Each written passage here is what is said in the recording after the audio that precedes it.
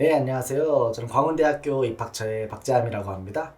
오늘은 2022학년도 광운대학교 재외국민전형에 대해서 안내하는 시간을 갖도록 하겠습니다. 오늘 전체 분량 중에 이제 처음 절반가량은 저희 광운대학교 소개가 될 거고요. 뒤쪽 절반가량은 이제 재외국민전형에 대해서 좀 더 자세하게 살펴보는 시간이 될 것 같습니다. 먼저 저희 광운대학교에 대해서 간단하게 소개하는 시간을 갖도록 하겠습니다. 먼저 저희 광운대학교의 비전에 대해서 말씀을 드릴게요. 저희 광운대학교는 KW 리프, 저희 창의 소통 혁신으로 미래를 열어가는 대학의 기치를 갖고 있고요. 예전에 저희 이제 1930년대, 정확히 말하면 1934년도에 저희 이제 조선무선 강습소라는 이름으로 광운대학교가 개교를 했습니다. 그 이후에 1980년대에 저희가 종합대학교로 승격을 했고요. 그 이후 2000년대를 거쳐서 지금 이 위치까지 왔습니다. 저희 이제 가장 최신의 자료들을 보시면은 저희가 이번에 이제 라이덴 랭킹이라고 해서 네덜란드 쪽에서 대학 평가를 하는 내용이에요. 이쪽에 됐을 때 저희가 연구 능력 평가 우수 대학으로 선정이 됐습니다. 내용을 보시면은 이제 상위 1% 논문의 질 평가 전국 종합 4위, 그리고 상위 10%에 대해서는 전국 종합 6위로 상당히 연구 능력이 뛰어난 학교입니다. 그래서 학생분들이 들어오셔서 열심히 공부하시면은 저희 이제 뛰어난 교수님들이 아주 친절하고 또 자세하게 지도를 해주실 겁니다. 그리고 광운대학교의 위치에 대해서 말씀드릴게요. 저희 광운대학교는 서울 시내 주요 교통시설을 40분 이내에 다 접근이 가능합니다. 보시면은 광운대학교 자체가 일단은 서울 수도권 전철 1호선이고요. 이제 서울역, 용산역, 청량역 등등에서 다 접근이 가능하고, 그리고 GTX C 노선이 확정이 됐습니다, 이번에. 그래서 GTX C 노선이 나중에 향후 개통이 되면은 이제 빠르면 2025년에 개통이 된다고 하는데요. 개통되면 이제 뭐 수원이나 의정부에서도 빠르게 접근이 가능합니다. 그리고 광운대역 근처에 있는 석계역, 그리고 광운대역 태릉 입구역 근처에서 다 셔틀버스를 운영하고 있으니까요. 접근성 측면에서는 걱정하지 않으셔도 될 것 같습니다. 광운대학교의 시설 소개를 몇 가지 드릴게요. 첫 번째로는 저희 80주년 기념관, 그리고 광운스퀘어입니다. 저희가 이번에 87주년을 맞는데요. 80주년을 맞아서 저희가 여기 원래 운동장이 있던 자리인데, 운동장을 학생들을 위한 공간으로 좀 더 접근성을 좋게 하기 위해서 이쪽에 이제 80주년 기념관을 만들고 광운스퀘어 잔디광장을 만들었습니다. 잔디광장 밑에는 이제 저희 중앙 도서관이 있습니다. 도서관 같은 경우는 저희가 이제 아이비리그 대학교를 많이 벤치마킹을 했어요. 그래서 아이비리그의 느낌처럼 이렇게 뭐라 그럴까요? 직접 적용, 간접 적용을 같이 응용해 가지고요. 좀 상당히 이쁘게 만들어 놨습니다. 그래서 다른 학교에서도 많이 좀 벤치마킹을 하고 계십니다. 그리고 기숙사입니다. 기숙사는 이제 지금 새로 개관한 지가 이제 한 3년, 4년 정도 됐고요. 저는 이제 2인 1실로 이 안에서 생활을 하게 됩니다. 뒤에서도 말씀드리겠지만 여기 이제 기숙사에 들어가려면은 뭐 이제 입사 기준이 따로 있는데요. 입사 기준은 거리도 있고 이제 성적도 있고 그렇습니다. 그리고 기간도 있고요. 그거에 대해서는 뒤에서 한 번 더 말씀드릴게요. 그리고 아이스링크장입니다. 광운대학교에는 이제 아이스링크장이 크게 있는데요. 서울 시내 대학교 중에 아이스링크장을 보유하고 있는 학교는 이제 딱 두 군데입니다. 고려대학교랑 저희 광운대학교인데요. 저희 광운대학교 아이스링크장은 일대 저희 아이스하키부가 체육특기생들이 먼저 사용을 하고 있고요. 저희가 자유대관도 하고 있고, 이제 학생 여러분들이 본교생 같은 경우는 이용료 50% 감면이 돼서 여러분들도 자유롭게 광운대학교 학생이 되면은 이용하실 수 있습니다. 다음은 저희 동해문화예술관입니다. 저희 아이스링크장이 동해문화예술관 지하에 있고요. 이제 광운대학교가 흔히 이제 전자 쪽 또는 공대 쪽으로 이제 좀 특화된 대학교라고 많이들 알고 계시는데, 광운대학교는 딱히 이제 자연계열뿐만 아니라 인문계열 쪽도 저희가 이제 마냥 놓고 있는 건 아닙니다. 그래서 저희가 그런 측면에서 이런 서울 동부권에서 보기 힘든 커다란 공연장도 같이 운영을 하고 있고요. 또 자연계열이 유명한 만큼 그만큼의 투자가 똑같이 인문계열에도 이루어지고 있습니다. 다음은 노천극장입니다. 저희 광운대학교 아까 이제 80주년 기념관 광운스퀘어를 말씀드렸는데요. 광운스퀘어 옆에 이제 저희 풋살장, 농구장과 함께 노천극장이 있습니다. 그 노천극장에는 저희 이제 축제 시즌이 되면은 저희가 이렇게 다 공연장 형태로 만들어서 공연을 하고요. 그리고 저희 총학생회가 이제 가수분들 섭외력이 굉장히 좋아서 이제 몇 년 전 사진이긴 한데 이제 월드스타 사이치도 있고 여러 가수분들이 오시곤 합니다. 지금은 코로나 사태 때문에 이제 많은 가수분들을 저희가 이제 섭외하지 못하고 있는데, 코로나 사태가 이제 향후 이제 백신이나 그런 걸로 좀 마무리가 되면은 또 저희 총학생회의 이제 섭외력을 좀 만끽하실 수 있으실 겁니다. 다음은 캠퍼스타운입니다. 저희 광운대학교가 캠퍼스타운 종합형 사업에 선정됐어요. 이제 100억 원을 저희가 이 기간 동안 수령을 하게 되고요. 이게 광운대학교에만 들어오는 게 아니라 광운대학교 그리고 이제 광운대역 쪽까지 해서 이제 광운대역 근처에 전반적으로 투자가 다 이루어집니다. 그리고 이거랑 별개로 이제 광운대 역세권 토지 이용 계획 이런 게 이제 떠 있는데요. 이제 이 지도에서 보시면은 저희 캠퍼스타운 사업과 완전히 별개로 이쪽 광운대역 이제 기차 노선을 저희는 아니죠. 서울시에서 좀 개발을 한다고 합니다. 그래서 이제 뭐 저 개인적인 생각인데요. 이제 광운대 역세권 개발과 저희 캠퍼스타운이 전반적으로 좀 시너지 효과를 좀 낼 수 있지 않을까 예상해보고 있습니다. 다음은 이제 저희 학사에 대해서 안내를 드리겠습니다. 일단 광운대 인재상입니다. 광운대 교육 이념은 참빛입니다. 참빛을 뭐냐면은 이제 참은 학문과 진리를 탐구하고 참 인간상을 정립하는 것이고, 빛은 이 참을 전파하고 국가와 인류 사회에 봉사하는 것을 말합니다. 그래서 저희의 교육 목표 자체가 넓게 배우고 깊게 탐구하는 참빛 인재의 양성이고요. 저희가 이제 학생을 선발할 때도 자기소개서나 면접을 보게 될 때 이러한 측면들을 많이 고려를 하게 됩니다. 면접이나 자기소개서에 대해서는 뒤쪽에서 한 번 더 말씀드릴게요. 그리고 이제 저희 학과들입니다. 이제 7개의 단과대학이 있고요. 각 단과대학별로 여러 개의 학과들이 있습니다. 뒤에서도 말씀드리겠지만 여러분들이 재외국민 전형을 지원하실 때 이제 자기소개서도 작성하시게 되고 면접을 보시게 될 건데요. 근데 거기에 있는 내용들 중에 여러분들이 학과에 대해서 얘기를 하실 수 있게 될 거예요. 근데 여러분들이 지원하시는 학과에 대해서 당연히 좀 공부를 하셔야겠죠. 그래서 예를 들어 보면은 이제 공과대학에는 화학공학과가 있고 자연과학대학에는 화학과가 있습니다. 이 두 가지 학과의 차이점을 확실히 알고 공부를 해야 내가 이제 해당 학과에 지원해서 이제 면접관을 보고 이야기를 할 때 좀 더 확실히 얘기할 수 있겠죠. 이제 면접관께서 이제 화학공학에 대해서 이야기를 하시는데 내가 이제 약간 좀 화학 쪽에 대한 이야기를 한다. 그러면은 면접관이 생각하기에도 조금 아쉬운 부분이 생길 수도 있을 겁니다.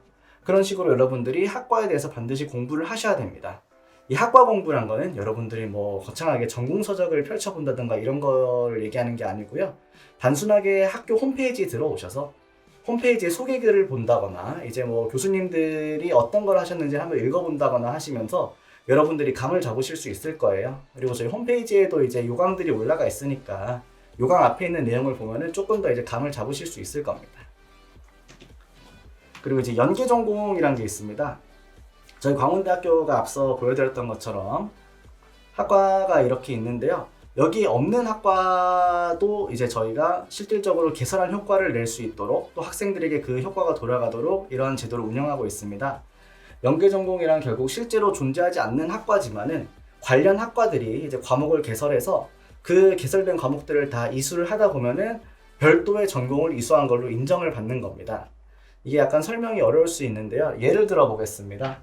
예를 들어서 저희 사회복지학 연계전공을 볼게요. 지금 인문사회계열에서 사회복지학이 굉장히 이제 좀 많이 주목을 받고 있는데요.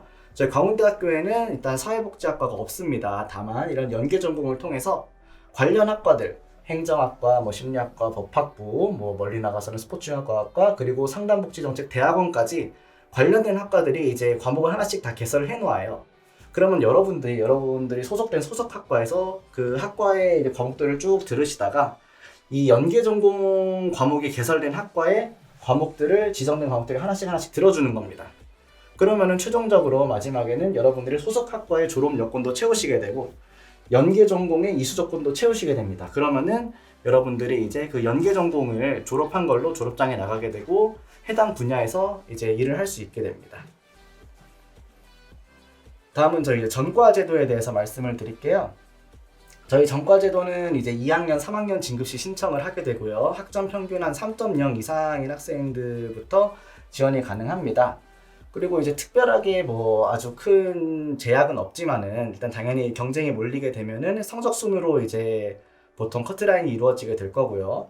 학과별 입학 정원의 20%까지 뭐 동일 단과대학 10%, 타단과대학 10% 해서 이제 성적을 매기게 됩니다.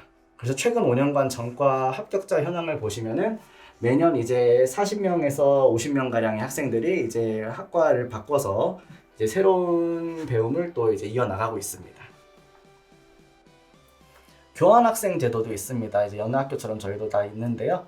한 가지 특이한 점은 이제 코로나 때문에 이제 작년 2020학년도는 이제 인원이 좀 많이 감소했죠. 그래도 매년 이제 100명에서 200명 가량의 학생들이 전 세계 곳곳으로 나가서 이제 새로운 공부를 또 하고 있고요. 그리고 이제 현장 실습 같은 것도 운영을 하고 있어요. 저희가 이제 한미 대학생 연수, 이제 웨스트는 이제 저가 대학생 때도 있던 건데요. 이런 걸 이용해서 다양한 제도를 여러분들이 다 수혜를 받고 계십니다. 그리고 장학금과 기숙사 내용입니다.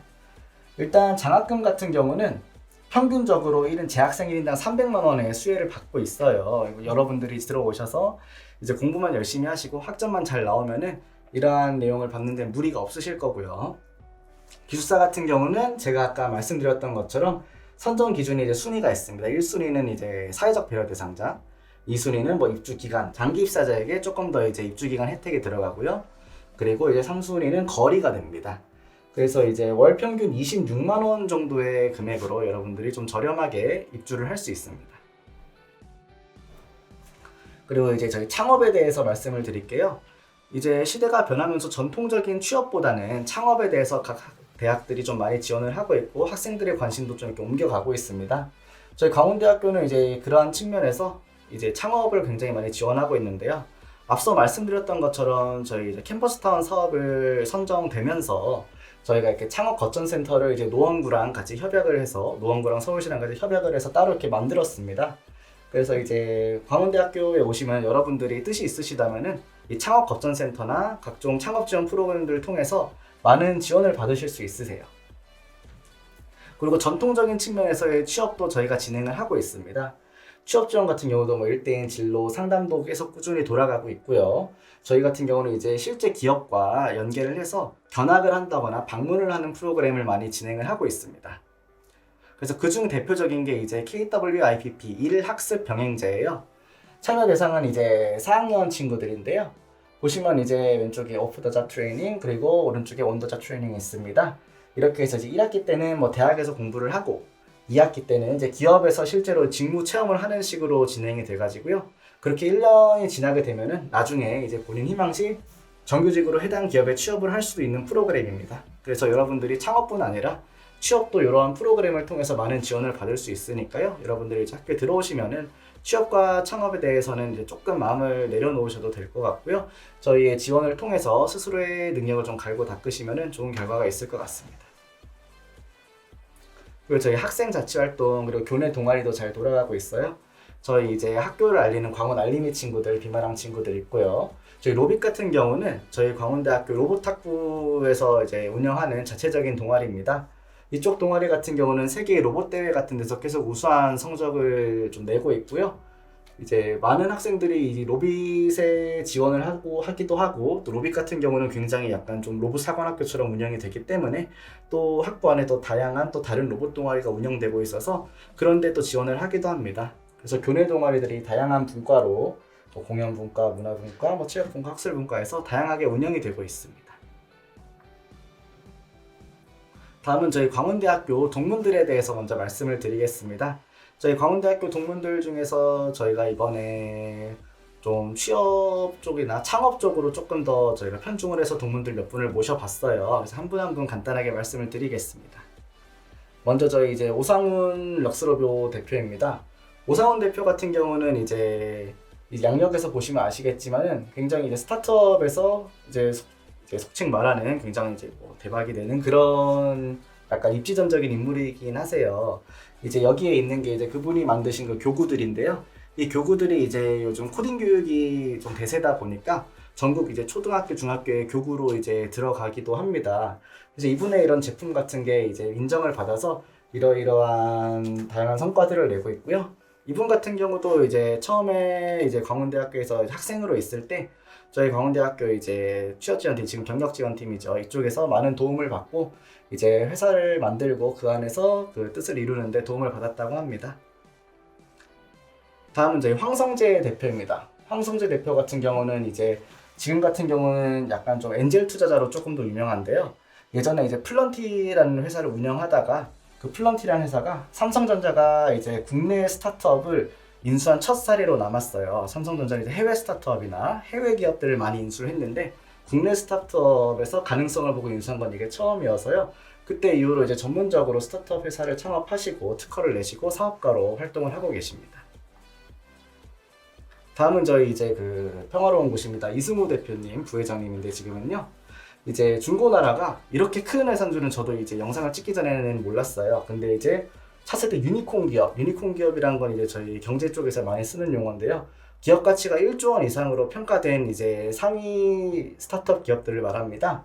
이쪽에 선정도 됐고 이제 최근에는 롯데쇼핑이 사모펀드를 이용해서 이제 그 중고나라를 인수를 했다고 해요. 인수를 확실히 했는지 뭐 진행 중인지 모르겠지만은 아무튼 그만큼 큰 기업 가치를 갖고 있고 이렇게 저희가 창업에 대해서 굉장히 많은 지원을 하고 있습니다.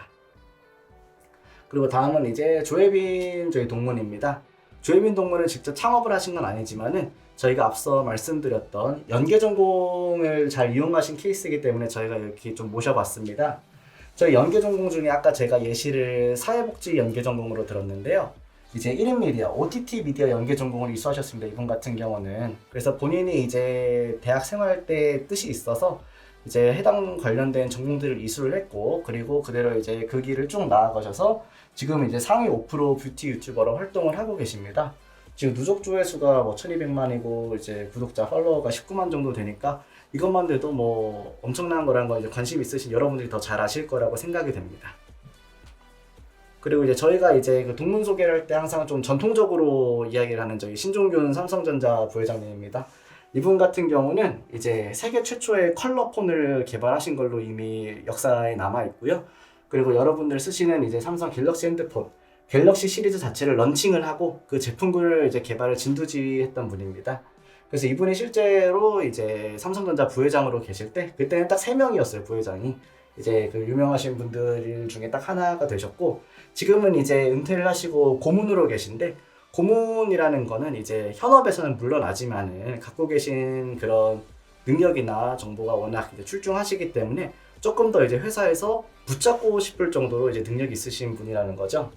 그래서 뭐 지나가는 얘기입니다만 이분이 이제 고문직으로도 1년에 연봉을 한 110억 정도 받으시는 걸로 알고 있어요. 그래서 당시에 아마 뭐 직장인들 중에 이제 순위를 냈을 때 탑5 안에 들었던 걸로 기억합니다.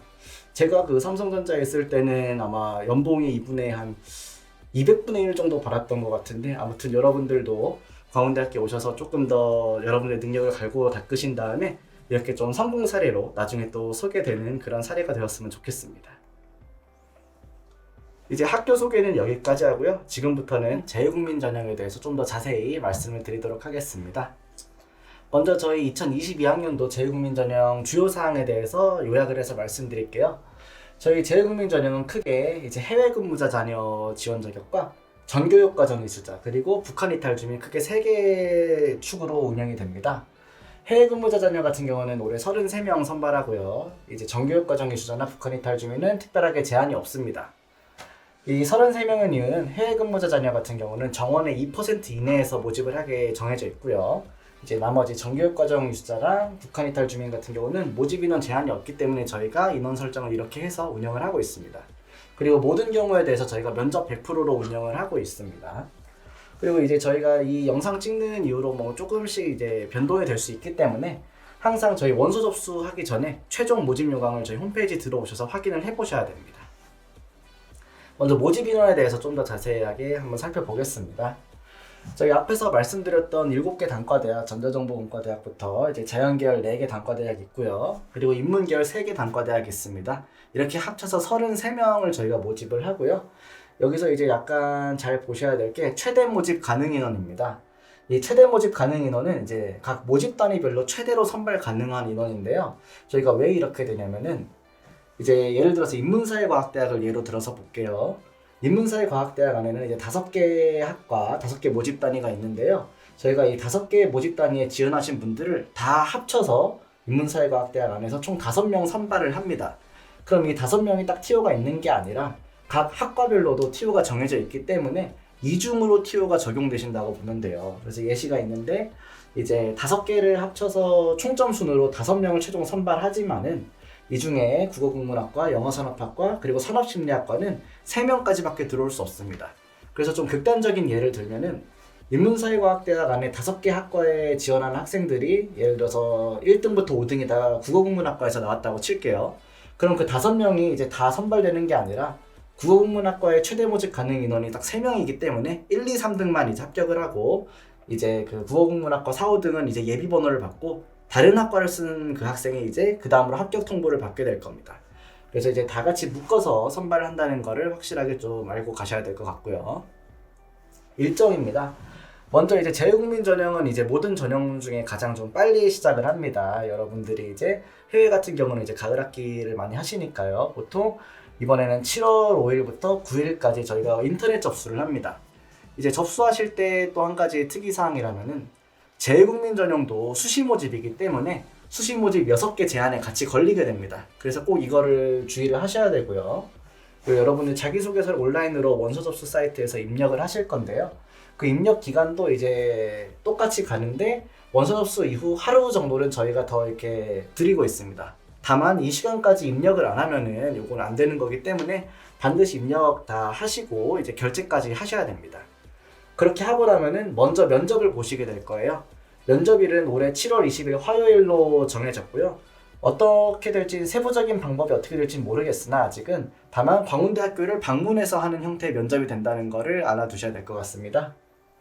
그리고 그렇게 해서 이제 면접을 보고 나면은 이제 면접 이제 순위대로 상위 이제 5배수 영역 안에서 서류 제출 대상자를 저희가 발표합니다. 그러면은 이 서류 제출 대상자가 되시면은 그분들만 서류를 제출하시게 될 거예요. 그 다음에 이제 최초 합격자 발표는 저희가 9월에 진행을 하고요. 그 이후로는 이제 수시 모집 일정과 동일하게 진행이 됩니다.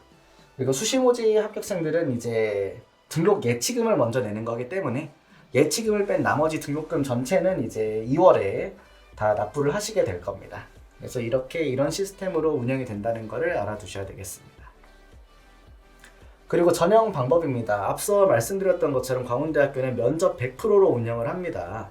그럼 면접 100% 안에 이제 세부적인 내용이 어떻게 되느냐 그거를 제가 말씀을 드릴게요. 일단 면접고사 평가 항목이 이렇게 됩니다. 전공 적합성, 그리고 성장 잠재력, 인성적 자질입니다. 그래서 이 3가지 항목을 여러분들이 면접 들어오시면 평가를 받게 될 거고요. 그 중에 이제 가장 이제 포션이 큰 거는 전공 적합성입니다. 여기 40%가 들어갑니다. 요거에 대한 내용은 여러분들이 이제 지원한 전공에 대한 관심이나 흥미, 그리고 그거에 대한 기본 소양이 얼마나 있나요? 이제 면접 때 확인을 하시게 될 거고요. 성장 잠재력 같은 경우는 여러분들의 자기주도성이나 발전 가능성을 평가하게 됩니다. 여러분들이 이제 자기소개서에서 이제 내용을 남겨주신 거를 저희가 확인하는 형태의 면접이 이루어질 건데요. 그때 여러분들이 이제 이런 내용을 어필하실 수 있겠습니다. 그리고 이제 인성적 자질입니다. 같은 측면에서 여러분들의 이제 리더십이나 성실성, 그리고 공동체 의식 등을 평가하게 될 겁니다. 이런 평가 방법은 다음과 같습니다. 이제 면접위원 2분이 들어오세요. 면접위원 2분이 들어와서 지원자 1명을 개별 면접하게 되고요. 1인당 한 10분 정도 진행이 될 겁니다. 그리고 여기 위에 있는 이 평가 항목에 따라서 이제 정성적으로 종합평가가 이루어지고요. 이때 면접 때 이제 같이 들어가게 되는 유일한 자료는 자기소개서입니다. 즉 여러분들이 광운대학교 재외국민 전형을 지원하시면은 딱 이제 면접으로만 모두 평가가 되고 면접 때 들어가는 자료는 자기소개서밖에 없기 때문에 기타 SAT 성적이나 아니면 어학 성적 이런 거는 따로 제출하실 필요는 전혀 없습니다. 그리고 이렇게 이제 면접을 보게 되면 선발 원칙은 이렇게 운영이 되는데요. 앞서 말씀드렸던 것처럼 면접고사 성적 순으로 5배수 이내에서 서류 제출 대상자를 선발을 하게 됩니다. 그리고 이제 면접고사 100% 당연히 운영이 되고요. 별시자나 응시 포기자, 서류 미비자나 자격 미달자는 자동으로 이제 불합격 처리가 됩니다. 그리고 만약에 이제 경쟁률이 낮더라도 입학 성적이 이제 현저하게 부족하다고 판단이 되면은 입학이 불허될 수 있습니다. 자기소개서 문항에 대해서 말씀드릴게요. 저희 광운대학교 재외국민전형 자기소개서는 4개 문항이 주어집니다. 전부 다 이제 띄어쓰기 포함해서 1000자 이내를 입력하시게 될 거고요. 원서 접수 사이트에서 진행이 됩니다. 각 문항들을 보시면 이제 고등학교 재학 기간 중에 학습 경험을 통해 배우고 느낀 점, 그리고 이제 본인이 의미를 두고 노력했던 교내외 활동, 그리고 학교 생활 안에서 여러분들이 실천한 사례를 주로 이제 여쭤보게 되고요. 4번은 이제 고등학교 재학 기간 중에 여러분들의 이제 진로 선택을 위한 노력과 앞으로의 학업 계획, 그리고 진로 계획에 대해서 더 미래에 대해서 좀 서술을 하게 되는 부분이 있습니다. 작성 팁을 조금 준비를 해봤습니다. 이쪽 같은 경우는 이제 뭐 1번 같은 경우는 이제 재학 기간 중에 배우고 느낀 점이 되니까요.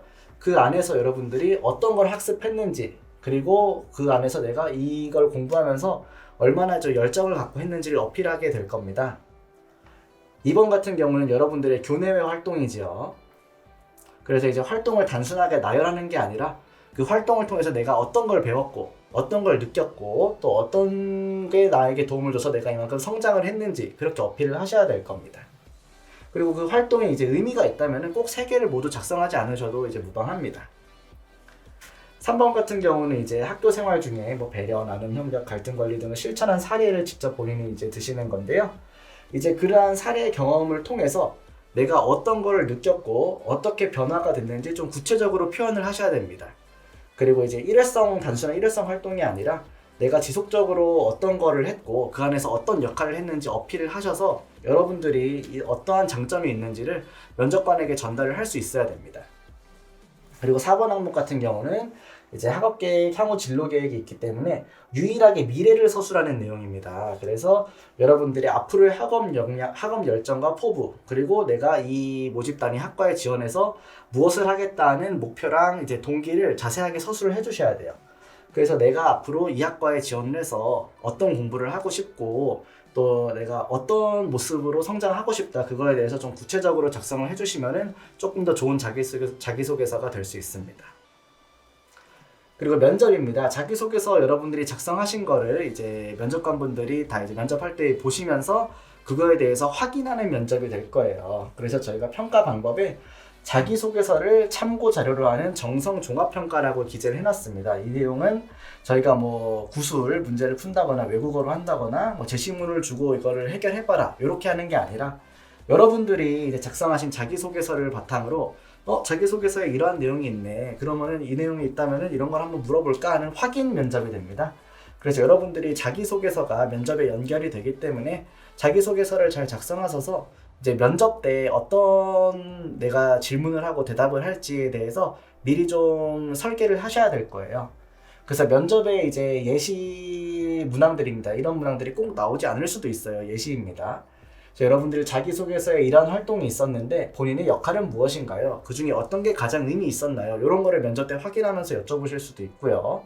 자기소개서에 이러한 분야의 내용이 많은데 그 이유는 뭔가요? 이런 식으로 여러분들의 자기소개서에 대해서 좀 더 심층적으로 확인하는 그런 질문들이 나가게 됩니다. 그리고 요거는 이제 방법적인 측면인데요. 코로나19가 좀 더 확산이 되면 저희가 이제 출석형 비대면 면접고사가 될 수도 있습니다. 일단 저희 광운대학교 면접고사는 여러분들이 광운대학교를 직접 방문을 하셔서 하는 면접고사인데 그 오신 다음에 전통적인 형태로 이제 면접고사실 안에서 할지 아니면은 공간을 분리해서 할지는 저희가 이제 코로나 확산 상황에 따라서 조금씩 변동을 줄 수 있습니다. 일단 지금은 코로나19가 아직 좀 감소세에 들어서 있지 않기 때문에 저희가 좀 최대한 방역 수칙을 맞추는 쪽에서 생각을 하고 있고요. 자세한 거는 이제 저희 나중에 면접 관련된 안내가 나갈 때 여러분들 고사실을 확인하실 수 있을 때 그때 안내가 같이 나갈 겁니다. 면접고사 진행 순서는 다음과 같습니다. 저희 이제 홈페이지에서 고사실이랑 입실 시간을 확인하시고 해당되는 날짜랑 시간에 맞춰서 오시게 되면은 저희 진행위원분들이 이제 안내를 해주실 거예요. 그럼 이때 여러분들 신분증 반드시 있으셔야 됩니다. 저희 광운대학교는 이제 거의 신분증만 있으면 되고요. 수험표는 굳이 없어도 됩니다. 다만 신분증이 없으면 조금 이제 번거로워질 수 있으니까 반드시 신분증 꼭 유효한 걸로 가지고 오셔야 되고요. 그럼 그 다음에 이제 지정된 대기실에서 대기하시다가 저희 이제 안내학생이 안내해주면은 그 다음에 이제 따라가서 면접을 하게 될 겁니다. 이 면접 내용은 앞서 말씀드렸던 것처럼 10분가량 자기소개서 기반으로 확인 면접이 될 겁니다. 그렇게 해서 면접이 끝나면은 이제 저희 안내하에 안전히 귀가하시면 되겠습니다. 그러면 이제 여기서부터는 재외국민 전형에서 여러분들이 가장 이제 궁금한 게 많은 지원 자격과 제출 서류에 대해서 말씀을 드리겠습니다. 먼저 지원 자격입니다. 지금 위에 이렇게 내려오고 있는데요. 대전제가 있어요. 국내 또는 국외에서 우리나라 초중고등학교 교육과정에 상응하는 정규 교육과정을 전부 이수를 해야 됩니다. 국내든 국외든 우리나라는 이제 12년 학제죠. 12년에 대해서 전부 이수를 하거나 아니면은 이제 내년 2월에 졸업 예정이셔야 됩니다. 이걸 기본적으로 깔고 가고, 그 다음에 이제 세부적인 지원 자격으로 앞서 말씀드렸던 것처럼 해외 근무자 자녀, 그리고 전교육과정 이수자, 북한 이탈 주민 세 가지의 큰 대분류로 나뉘게 됩니다. 가장 이제 지원자가 많은 해외 근무자 자녀를 먼저 살펴보겠습니다. 이 위에 걸 대전제로 하고, 그 다음에 이제 부모님들 중 한 명 이상이 0년, 3년, 1095일을 꼭 지키셔야 됩니다. 1095일 이상을 해외 근무자로 재직하시거나 뭐 사업을 하시거나 영업을 하시는 동안 그 근무지 국가에 소재한 학교에서 고등학교 과정 1년을 반드시 포함하고 중학교, 고등학교 과정 합쳐서 3개 학년 이상 수료하신 분들에 대해서 저희가 지원 자격이 부여가 됩니다. 이제 그 지원 자격이 각 학교들이 조금씩 통일이 되면서 저희가 그 각 학기가 연속이든 비연속이든 상관은 없고요. 고등학교 1년 포함해서 3년을 채우시기만 하면 됩니다. 그리고 해외 선교사 같은 경우는 저희가 이제 자발적 선교를 인정하지 않아요. 인정하지 않는 이유는 이 서류를 만들기 어렵기 때문입니다. 저희가 지원 자격을 서류로 확인을 해야 되는데 자발적으로 나가시면은 그 서류를 떼기가 굉장히 어려워요. 그래서 재단을 통해서 파송된 경우만 인정을 합니다. 그 자세한 제출서는 뒤쪽에서 한 번 더 말씀을 드릴게요. 그래서 이제 가장 많은 해외 근무자 자녀는 이러한 지원 자격을 통해서 이제 운영이 되고요. 전교육과정 해외 이수자입니다. 전교육과정은 이제 토탈 전체 교육과정을 이수했다는 친구들이죠. 그래서 외국에서 우리나라 초등, 중등 교육에 상응하는 교육과정을 전부 이수한 재외국민이 한 가지 있습니다. 이제 정확하게 저희 이제 교육 정책적 측면에서 중등 교육이 중학교, 고등학교를 같이 이야기하는 거예요. 즉 초등학교, 중학교, 고등학교 우리나라에 해당 12년 학제에 해당하는 거를 다 이수를 한 재외국민은 이제 인정을 한다는 얘기입니다. 그리고 요거랑 별개로 이제 다 이수하고 귀화 허가를 받은 결혼 이주민까지 이 분류에 같이 들어갑니다. 그리고 북한 이탈 주민 같은 경우는 이제 간단하죠. 북한 이탈 주민 법률에 의해서 북한 이탈 주민으로 이제 등록된 분들입니다. 아마 본인 분들이 더 잘 아실 거예요. 그렇게 되면은 이제 우리나라 학교 교육 과정을 수료하시게 되고, 수료를 하시게 되면은 이제 뭐 학력에 대한 서류가 나오세요. 뒤에서 한 번 더 말씀을 드릴게요. 그래서 그 분들에 대해서 저희가 지원 자격을 인정합니다. 그리고 지원 자격의 대전제는 저희 이제 한국대학교육협의회에서 다 정해지고 각 학교들의 요강을 통해서 발표를 합니다만은 이제 아무래도 해외를 왔다 갔다 하시는 거니까 이제 여기에 딱 들어맞지 않은 조금 애매한 케이스들이 있을 수 있어요. 그런 거는 각 학교에서 별도 위원회를 운영해서 이제 결정을 하기 때문에 조금 잘 모르겠다, 애매하다 싶으면은 반드시 광운대학교 입학처에 연락을 하셔서 확인을 하셔야 됩니다. 그럼 이제 공통적인 지원 자격 설부 사항에 대해서 말씀을 드릴게요. 앞서 지원 자격은 이 내용이 맞지만 이 내용에 대해서 세부적으로 어떤 부분이 인정이 되고 어떤 부분이 인정이 되지 않는가에 대해서 말씀을 드리겠습니다. 먼저 이제 학력 인정에 대한 부분인데요. 이제 정규 학력이 인정되는 초중고 과정만 저희가 인정을 합니다. 즉 유아원, 유치원, 어학연수, 검정고시, 홈스쿨링, 사이버 학습 등은 인정하지 않습니다. 그래서 주의하셔야 될 게 이제 13학년제 영국 학제죠. 영국 학제 1학년은 이제 킨더가르텐 이제 유치원 과정입니다. 그렇기 때문에 저희가 이제 대한민국 학제 11년 학제 1학년으로 인정하지 않고요. 검정고시도 인정 안 됩니다. 다만 이제 유일하게 인정되는 케이스는 이제 앞에서 보셨던 것처럼 북한 이탈 주민에 대해서만 이제 대한민국의 학교 교육 과정과 상응하면 되기 때문에 북한 이탈 주민은 검정고시가 인정됩니다. 나머지는 인정이 안 됩니다. 그리고 외국인 학교가 있습니다. 대한민국의 외국인 학교가 굉장히 많이 운영이 되고 있는데요. 그 중에 교육부가 직접 그 학력 인정 외국인 학교로 지정된 학교는 10개도 안 됩니다. 이 학교들은 국내에서 이수한 걸로 간주가 되고요. 해외에서 이수한 걸로는 인정하지 않습니다. 그리고 학력 미인정 외국인 학교, 교육부가 지정한 학력 인정 학교가 아니라면은 이거는 저희가 학력으로 인정하지 않습니다. 요거에 대해서 굉장히 주의를 해주셔야 되고요. 그리고 학제입니다. 졸업 예정자 같은 경우는 내년 2월 28일을 저희가 기준 시점으로 잡습니다. 이 얘기는 지금 이제 내년 졸업 예정자분들이 지원하시면은 아직 졸업 예정 상태이기 때문에 이때 확실하게 졸업을 못하게 되는 상황이 생겼다. 그러면은 지원 자격에 미달되는 겁니다. 그래서 자동으로 이제 자격 미달이 되실 거예요. 그래서 그렇게 되지 않게 주의를 해주셔야 됩니다. 학기 결손입니다. 학기 결손에 대해서도 굉장히 많이 궁금해 하시죠. 일단 학기 결손의 대전제는 학제 차이로 인해서 불가피하게 발생하는 경우만 저희가 이제 인정을 합니다. 그것도 딱 한 개 학기만 인정이 되기 때문에 이제 학제 차이가 아니고 뭐 임의로 내가 이제 수학 능력이 부족하다, 아니면은 뭐 부모님의 사정이 있다, 아팠다, 이런 것 때문에 이제 결손이 생겼다. 이거는 인정되지 않습니다. 그리고 이제 예외적으로 해당국, 이제 학생 가족이 나가 계신 나라의 그 제도상으로 월반이나 조기 졸업이 공식적으로 인정이 된다면 그거는 예외적으로 인정을 합니다.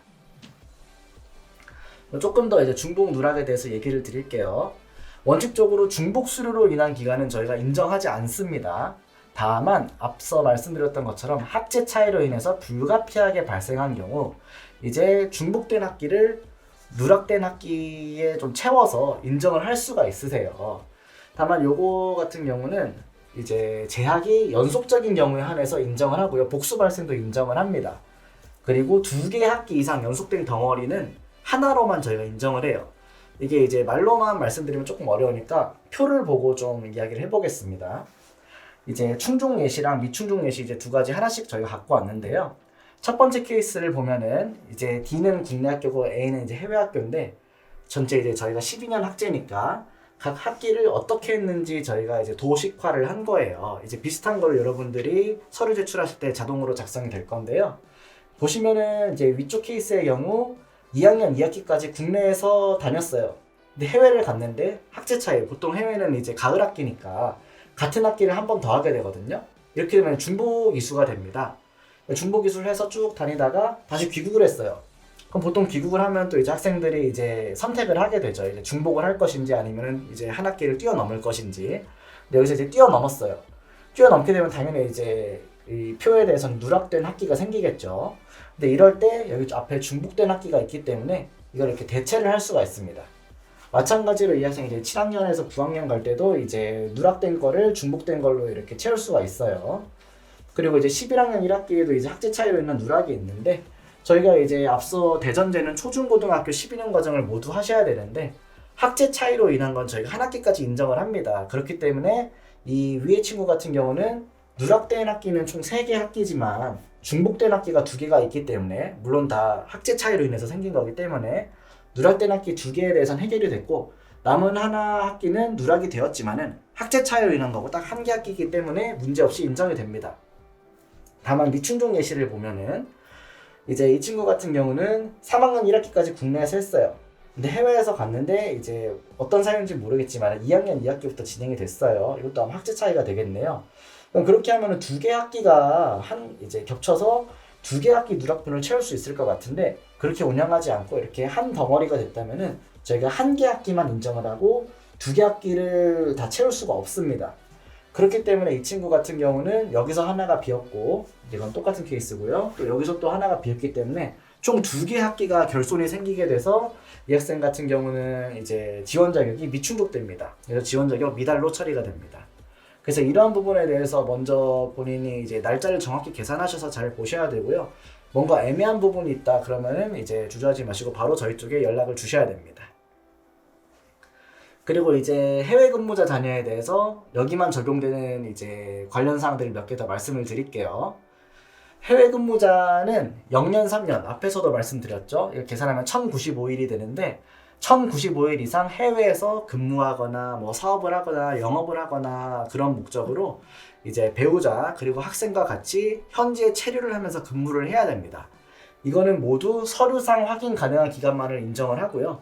서류상으로 확인이 안 되는 부분은 인정이 안 됩니다. 그래서 여러분들이 이제 해외에 계실 때 해외 근무 관련된 거, 또 체류 관련된 거, 그리고 학생의 재학 관련된 거는 모두 서류로 증명을 하실 수 있어야 됩니다. 이게 안 되면은 뭐 아주 뭐 특이한 케이스가 있지 않는 이상은 지원 자격이 이제 미달이 됩니다. 그리고 이제 근무 기간 외에 또 재학 기간, 체류 기간이 이제 총 3개의 축인데요. 재학 기간 같은 경우는 학생 측면이겠죠. 학생이 학기 개시일부터 이제 해외 소재 학교에 재학을 하면은 다음 학년도 동일학기 개시일 전일까지를 1개 학년으로 정의를 합니다. 좀 말이 어려운데 여러분들이 뭐 1학년 1학기 시작일부터 계셨다면은 2학년 1학기 시작일 전날까지를 저희가 1년으로 친다는 얘기입니다. 근데 이제 다만 한 개 학년 기간 내 모든 학기를 연속적으로 다 이수했다면은 또 말이 어렵죠. 다음 학년도 동일학기 개시일 전학기 종료까지를 1개 학년으로 한다. 돼 있는데 요거를 쉽게 얘기하면은 1학년 1학기부터 쭉 있었다면은 여러분들이 원래는 2학년 1학기 전날까지가 1개 학년인데요. 그 그렇게 하지 않고 1학년 2학기 종료일까지를 저희가 1기 학년으로 친다는 얘기입니다. 즉 마지막 쪽에 이제 방학은 이제 그때는 뭐 잠깐 들어오셔도 괜찮다 이 얘기입니다. 다만 방학 때 들어오더라도 체류 기간은 만족을 하셔야 돼요. 체류 기간 같은 경우는 이제 또 똑같이 학기 개시일부터 재학시 1개년마다 학생은 1개년의 4분의 3, 273일이 되고요. 이제 어머님, 아버님, 해외 근무자 배우자는 1개년의 3분의 2, 243일 이상을 체류해야 됩니다. 즉 여러분들이 이제 해외 근무자 자녀 자격으로 지원을 하시면은 이제 해외 근무자의 근무 기간, 그리고 이제 학생 본인의 재학 기간, 그리고 가족 모두의 체류 기간 세 가지를 모두 만족을 하셔야 됩니다. 이 중에 하나라도 문제가 있으면은 지원 자격 미달이 됩니다. 그리고 이제 부모님 임용 같은 경우는 이제 특례 기간 전이냐 후냐에 따라서 약간씩 달라져요. 특례 기간 전이었다면은 이제 학생 당연히 뭐 학생과 부모님 모두 만족을 해야 되고, 이제 이혼 후 특례 기간 같은 경우는 이제 학생과 친권자가 지원 자격을 충족을 해야 됩니다. 재혼을 만약에 특례 기간에 하셨다. 그러면은 이제 재혼자도 지원 자격을 만족을 하셔야 됩니다. 이제 이쪽에 대해서는 이제 케이스가 굉장히 다양하기 때문에 또 딱 내가 적용되는지 안 되는지 잘 모르겠다 싶으시면은 또 바로 저희 쪽에 연락을 주시기 바랍니다. 그리고 이번에는 이제 전교육과정 이수자 관련 사항입니다. 전교육과정 이수자는 초중고를 다 해야 되기 때문에 해외 한 개 국가에서 학제가 동일한 학교에서 전교육과정을 다 이수를 하셔야 됩니다. 학제가 동일하다면은 전체 이수 연한이 12년 미만인 경우도 인정을 합니다. 즉 일부 국가에서는 뭐 11학년제도 있긴 한데 11학년제도 내가 초등학교 과정부터 고등학교 과정까지 쭉 다 이수를 했다. 그러면 인정을 한다는 얘기입니다. 그리고 이제 두 번째 케이스로 이제 해외에서 학제가 다른 2개 학교 이상에서 전교육 과정을 이수한 자, 뭐 해외 같은 경우 해외 한국 학교에 다닐 수도 있고 로컬 학교에 다닐 수도 있기 때문에 조금씩 학제가 다를 수 있어요. 그런 경우는 이 표를 따르게 됩니다. 이거는 이제 대학교육협의회에서 이제 제시한 표고요. 이제 학교의 학년제에 따라서 지원 자격이 다르게 이제 인정이 되기 때문에 이 내용 같은 경우는 이 표를 확인하시고 우리 학교가 몇 학년제인지를 확인하신 다음에 맞춰서 진행을 하셔야 될 것 같습니다. 그리고 편입입니다. 이게 요즘 약간 케이스들이 나오는데요. 우리나라 학교에서 이제 조금 이수를 하고 외국으로 편입한 경우는 전교육 과정으로 인정되지 않습니다. 예를 들어서 이제 첫 번째 예시를 보시면은 우리나라에서 1학년 1학기까지는 다녔어요. 다니고 이제 이수까지 한 다음에 해외로 가서 다시 1학년부터 했어요. 이런 경우는 인정되지 않습니다. 그래서 국내 재학 사실 없이 학제 차이로 인해서 현지에 갔더니 이제 지금 3월이니까 너는 1학년 2학기부터 해라. 이렇게 되면 인정이 됩니다. 즉 국내에서 재학한 사실이 있느냐 없느냐가 굉장히 이제 중요한 포인트가 되겠습니다. 그럼 이제 제출 서류에 대해서 말씀을 드릴게요. 제출 서류표가 이제 딱 일견 보면 굉장히 복잡한데요. 하나하나 따져보면 이제 앞서 말씀드린 점들을 이제 저희가 서류상으로 확인하는 부분이기 때문에 그렇게 막 엄청 어렵진 않습니다. 그래서 요거에 대해서 이제 하나씩 말씀을 드리겠고요. 여기 제가 제시한 표는 저희 모집 요강에 있는 걸 조금 단순한 거기 때문에 자세한 내용은 반드시 모집 요강을 참조하셔야 됩니다. 먼저 이제 저희가 제출 서류들이 쫙 있고 이걸 제가 이제 임의로 좀 구분을 해봤고요. 그리고 해외 근무자 자녀라는 영역 안에 세부 지원 자격들이 이렇게 있습니다. 이것도 서류를 만드실 때 조금 더 편하시라고 저희가 임의로 구분을 해놨어요. 그래서 이제 그 구분이 뭐 해외 근무 공무원, 상사 직원 쭉 해서 해외 선교사까지 있는데 이 중에서 이제 가장 많이 헷갈리시는 표현이 해외 근무 상사 직원 그리고 현지 법인 근무자입니다. 약간 표현이 이상한데 저희가 일반적으로 이제 기업체를 다니시다가 해외 파견을 나가게 되면은 해외 근무 상사 직원이 됩니다.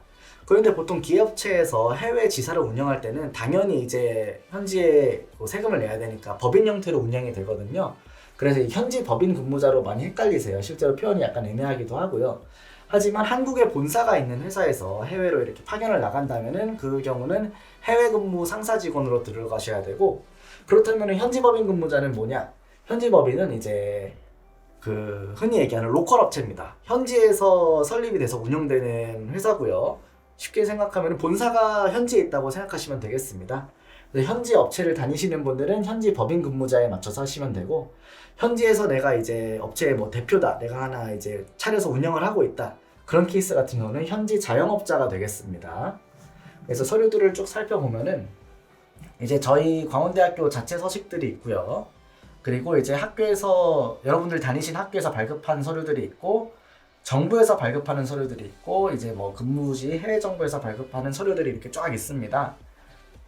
이 중에 이제 이만큼의 서류들은 모든 그 세부 지원 자격에 대해서 다 똑같아요. 하나씩 보면은 뭐 이제 입학 원서, 뭐 자기소개서, 뭐 제출서류 목록표 이런 거는 뭐 당연히 다 저희 서식으로 하시면 되고 사실증명 발급 신청 위임장이라는 게 있습니다. 이거는 학교 측에서 여러분들이 제출하신 내용을 확인하려면은 저희가 위임을 받아서 법적으로 위임을 받아서 해야 되기 때문에 요거는 저희 자체 서식으로 꼭 해주셔야 되고요. 그리고 이제 초, 중, 고등학교 재학증명서 및 성적증명서가 있습니다. 이건 여러분들이 뭐 국내를 다녔든 뭐 해외를 다녔든 상관없이 초중고에 대해서는 모두 다 떼주셔야 됩니다. 근데 다만 한국 학교의 경우는 재학증명서, 성적증명서를 학교생활기록부로 대체가 가능합니다. 이거는 국내에 소재한 한국 학교도 마찬가지고 이제 교육부 인가를 받아서 해외에서 운영되는 해외 소재 한국 국제학교도 인정이 됩니다. 다만 그거랑 별개로 졸업증명서는 반드시 따로 떼주셔야 되고요. 그리고 이제 해외 학교 같은 경우는 학사 일정표를 같이 주셔야 됩니다. 저희가 이제 날짜 계산을 할 때 학사 일정을 참고해서 계산을 하기 때문에 여러분들의 3년 이상의 특례기간에 해당하는 내용을 이제 홈페이지나 이런 데서 인쇄를 하셔서 저희 쪽에 같이 보내주셔야 됩니다. 그리고 이제 정부에서 발급하는 서류들이 있습니다. 뭐 가족관계증명서, 출입국 사실증명서, 여권사본, 재외국민등록부 등본이 있고요. 전부 다 뭐 준비하시는데 그렇게 어렵진 않고 다만 가족관계증명서의 경우에만 부모님 중 한 분 택일해서 하시면 되고 나머지는 다 부모님 각각 하시고 학생도 따로 받으셔야 됩니다. 그리고 이제 여기서부터가 조금씩 다 다르게 되는데요. 이제 세부 지원 자격별 이제 개별 서류에 대해서 좀 알아보겠습니다. 이제 밑에 근무지 발급 서류나 해외 정보 발급 서류도 기타 서류 같은 경우는 세부 지원 자격별로 이제 굉장히 좀 다양해요. 그래서 이제 예를 들어서 해외 근무 공무원 같은 경우는 이제 파견을 받아서 나가는 거니까 이제 해외 근무자분의 재직 증명서나 뭐 경력 증명서가 당연히 필요하겠고요. 이제 가장 많은 상사 직원 같은 경우는 이제 여러분들 이제 회사에서 아버님 어머님이 이제 해외 이제 현지 주재나 파견 나가시는 거니까 그거에 대해서 당연히 재직증명서가 필요하게 될 겁니다. 다만 이러한 재직증명서나 경력증명서 같은 경우는요, 근무기관과 국가가 당연히 명시가 되어 있어야 돼요. 왜냐면은 저희가 증명서를 통해서 어느 나라에 갔고 며칠부터 계셨고 이거를 봐야 저희가 앞서 얘기했던 것처럼 0년, 3년 이제 그 일수로 1095일을 만족하는지 계산할 수 있기 때문에 그래서 반드시 저 내용들이 기재되어 있어야 됩니다. 그리고 이제 상사 직원, 그러니까 파견 나가시는 분들은 본사가 다 한국에 있지 않습니까? 그런 분들은 이제 회사에 요청하셔서 해외 지사 설치 인증서 또는 해외 직접 투자 신고서를 사본의 형태로 이제 회사에서 도장 찍어 주시는 걸로 저희 쪽에 제출하시게 될 거예요. 해외에 이제 투자를 하려면 요거는 반드시 회사 입장에서 이제 받아야 되는 서류들이기 때문에 요거를 저희 쪽에 이제 사본을 통해서 이제 이런 경우는 뭐 정본이라고 하죠. 저희 쪽에 제출하시게 될 겁니다. 그리고 이제 현지에서 근무하시는 분들, 현지 회사에서 근무하시거나 현지에서 이제 이제 개업을 하셔서 하시는 분들 같은 경우는 이제 세금 서류가 필요합니다. 세금 서류 같은 경우를 이제 저희가 확인을 해서 실제로 이 영업체가 잘 돌아가고 있는지를 확인하는 목적이 있고요. 그렇기 때문에 먼저 사업자 등록증이 필요합니다. 사업자 등록증이 안 된다면은 뭐 등기부등본, 법인 등기부등본이 있을 거고요. 그리고 요거에 따라서 당연히 해외 세금 납부 증명서가 나오게 됩니다. 특례 기간에 대해서는 모두 챙겨 두셔야 되고요. 다만 이제 저희가 이제 세금 납부 증명서 같은 경우는 모든 종류의 서류를 다 받습니다. 즉 법인소득세, 뭐 사업소득세, 개인소득세의 종류는 상관없고요. 세금 활동이 이루어졌다는 것만 증명을 하면 됩니다. 즉 이제 뭐 업황이 좋지 않아서 예를 들어서 지금 코로나 시국이니까 실제로 저희가 개업을 했지만은 운영을 하지만은 뭐 소득이 없어서 뭐 세금이 0이다 이런 건 전혀 상관없습니다. 다만 운영이 됐다는 것만 이 서류의 형태로 증명이 되면 됩니다. 그리고 이제 뭐 정부 초청 또는 추천서가 필요한 경우는 유치과학자 교수요원의 자녀로 간 경우는 보통 이제 초청을 받아서 가기 때문에 이런 서류가 필요하시고요. 해외 파견이나 파송 증명서가 필요한 부분은 말 그대로 해외 파견 교직원 그리고 재단을 통해서 이제 파송되어 나가는 해외 선교사에 한해서 저희 쪽에 제출을 해주시면 됩니다. 그리고 이제 기타 해당자 제출 서류들이 있어요. 보시면은 사유서 있습니다. 사유서 같은 경우는 좀 폭넓게 쓰실 수 있어요. 여러분들의 지원 자격이나 현재 좀 상태가 약간 애매한 부분이 있고 그걸 저희 쪽에 문의해서 확인을 하시고 그러면 저희가 필요한 경우 그런 내용은 사유서에 이렇게 적어주시고 소명 서류를 같이 제출해 주세요 이렇게 얘기를 할 거예요. 그런 경우 이렇게 작성을 하시면 되고요. 그리고 이제 앞서 이제 지원 자격에서 잠깐 얘기해 드렸던 이제 부모 이혼 시 필요한 서류들이 이렇게 또 있고요. 이제 부모님이 사망 시나 본인 입양 시에도 해당하는 서류들이 있기 때문에 이런 경우는 해당하는 서류들을 챙겨 주시고 더 확실하게 하시려면 저희 쪽에 문의를 한번 주시는 게 제일 정확합니다. 그리고 이제 전교육과정 이수자랑 북한 이탈 주민의 제출 서류입니다. 이쪽은 이제 해외 근무자 자녀에 대해서 비해서는 좀 더 간단해요. 왜냐면은 해외 근무자 같은 경우는 말 그대로 근무도 있어야 되고, 즉 해외 근무자가 보통 아버지라고 잡으면은 아버님이 이제 거기서 근무하시고 어머님도 현지에 학생이랑 같이 체류를 하셔야 되니까 이제 확인해야 될 게 많은데 정교육과정 이수자 같은 경우는 거기서 12년을 다 진행을 한 거니까 저희가 확인할 게 많지 않습니다. 그래서 하나하나씩 살펴볼게요. 일단 본교 소식 같은 경우는 앞이랑 똑같습니다. 저희가 앞에서 보셨던 것처럼 뭐 원서랑 사실증명 발급 신청 위임장, 활력조회 동의서까지 다 제출해 주시면 되고요. 그리고 이제 학교에서 발급받는 서류들도 똑같이 제출하시면 됩니다. 재학증명서, 성적증명서, 졸업증명서고요. 당연히 재학 성적증명서 같은 경우는 정교육과정 이수자는 한국 학교를 다니지 않기 때문에 여기는 당연히 학교생활기록부에는 적용이 안 되겠지요. 그리고 이제 출입국 사실증명서랑 여권사본도 같이 제출을 해주셔야 되고요. 정교육과정 같은 경우는 출입국 사실증명서는 학생 본인 것만 내시면 됩니다.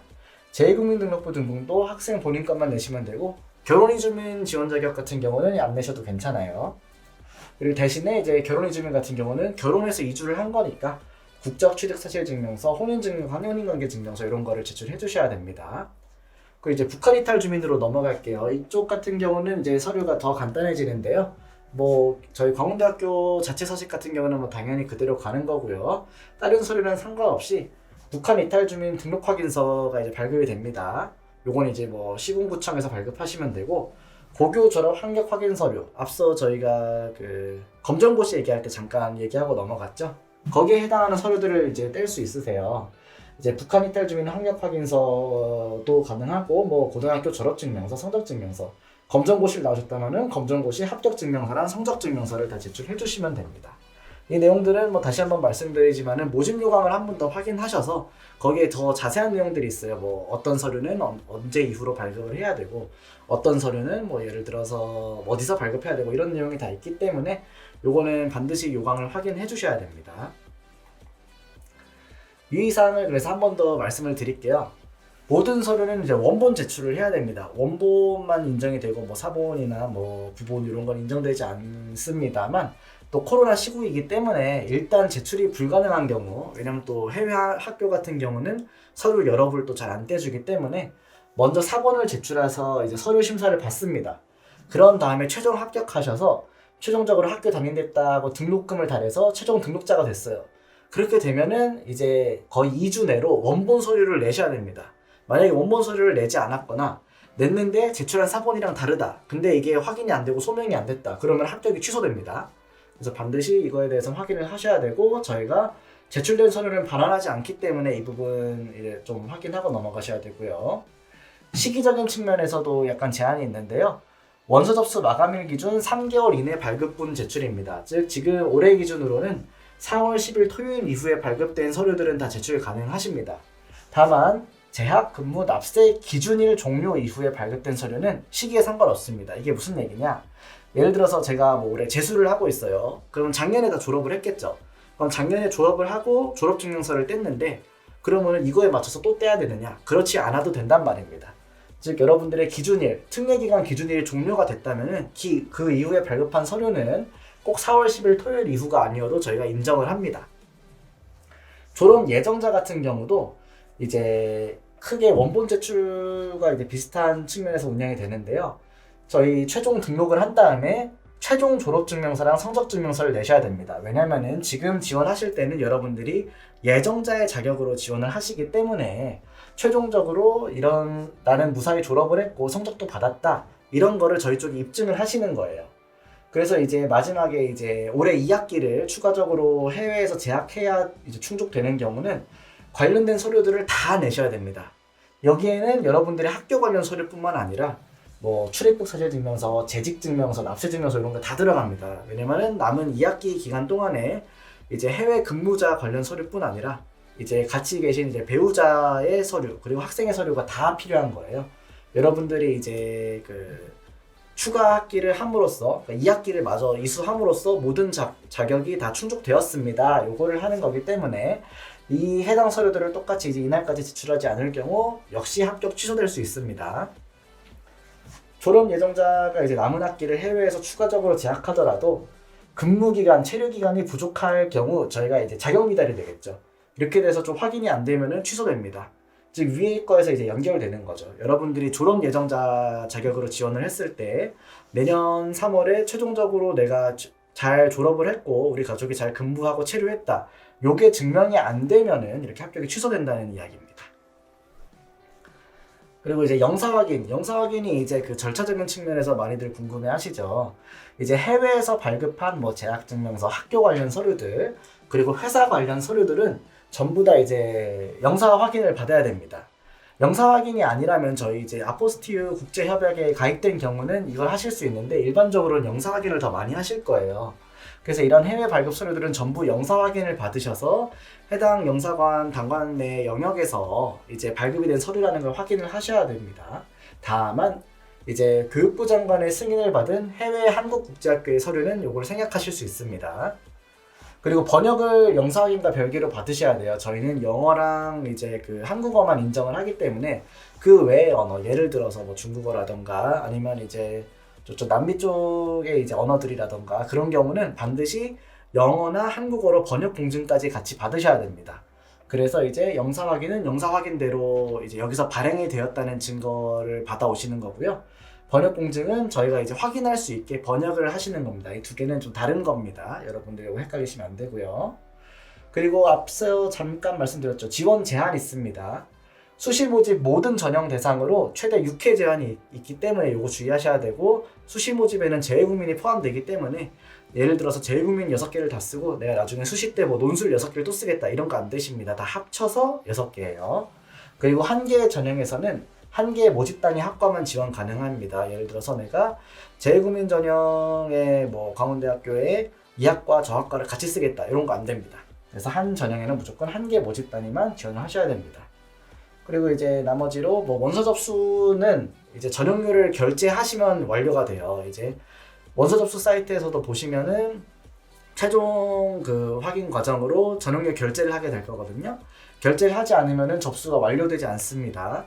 그리고 만약에 이제 접수가 되면 전형료 결제가 되면은 이제 취소나 반환, 환불 안 됩니다. 이거 꼭 확인하세요. 나중에 이제 뭐 왜 환불이 안 되나요? 이런 거는 얘기하셔도 저희가 이거는 저희뿐 아니라 다른 학교로 다 똑같이 운영되는 거기 때문에 이건 해드릴 수가 없습니다. 그래서 이제 면접 일정 같은 경우도 다른 학교랑 중복되더라도 취소나 반환은 불가능합니다. 그래서 제출 서류도 앞서 지원 자격과 마찬가지로 궁금하신 점이 있거나 좀 특이사항이 있다. 그럼 반드시 저희 쪽에 연락을 해주셔야 됩니다. 이제 마지막입니다. 이제 입시 결과인데요. 작년 경쟁률입니다. 어차피 이제 정교육과정이나 북한 이탈 주민은 이제 무제한 모집이기 때문에 이게 의미가 없어서 저희가 이제 해외 근무자 자녀에 한해서만 갖고 왔습니다. 최근 3년치고요. 이제 녹색이 이제 2019학년도, 파란색이 20학년도, 그리고 이제 적색이 2021학년도입니다. 이제 이제 재외국민 전형 같은 경우는 33명 모집이기 때문에 해외 근무자가 그래서 이제 조금만 그 지원풀이 움직이더라도 경쟁률이 크게 좀 요동치는 경향이 있어요. 애초에 모집 인원이 적기 때문에. 그래서 이제 그 각 모집 단위별, 그룹별 경쟁률에 이제 너무 이제 신경 쓰실 필요는 없고요. 아, 대략 이 정도 되는구나. 전체 정도로 하면은 이제 보통 이제 뭐 5대1에서 4대1 정도 왔다 갔다 하는구나. 요 정도만 확인하시는 게 좋습니다. 그리고 충원 합격 비율입니다. 충원 합격은 이제 최적 흔히 얘기하는 이제 예비 합격자죠. 그래서 이제 예를 들면은 2019학년도 이 모집 단위에서는 6명을 모집했는데 26명이 이제 지원을 했어요. 근데 이제 뭐 다른 학교를 가는 경우도 있고 등록을 포기하는 경우도 있으니까 이제 충원 예비 번호 받은 친구들 중에서 8명이 추가로 들어왔습니다. 그러면 이제 6명 대비 8명이 더 들어왔으니까 저희가 충원율을 이제 133%라고 얘기하고 있고요. 애초에 해외 근무자 자녀 같은 경우는 33명밖에 뽑지 않으니까 모집 인원이 그렇게 많지가 않아요. 그래서 여기서도 마찬가지로 충원 인원이 뭐 한두 명만 왔다 갔다 해도 예를 들어서 이 모집 단위의 경우 이제 빵명에서 한 명 되는데 이제 0%에서 33%, 2명 되면 67% 이렇게 확 왔다 갔다 하기 때문에 그냥 인원수가 이 정도 되는구나 참조만 하시면 되고요. 이 경쟁률이랑 충원 합격 비율 같은 경우는 저희 학교 광운대학교 입학처 홈페이지에도 다 공개가 되어 있기 때문에 그쪽에서 다시 한번 좀 더 자세히 보시면 될 것 같습니다. 네, 그래서 이제 광운대학교 2022학년도 재외국민 전형에 대해서 지금까지 쭉 말씀드린 것 같고요. 일단 기본적인 틀은 다 말씀을 드렸습니다만은 항상 특이사항이나 궁금하신 사항이 있을 수 있기 때문에 특히나 재외국민 전형 같은 경우는 여러분들이 해외를 왔다 갔다 하시면서 특이사항들이 생길 수 있기 때문에 애매한 거나 궁금하신 거는 언제든지 저희 쪽 입학처로 바로 연락을 주시기 바랍니다. 예, 지금까지 광운대학교 입학처 박재함이었습니다.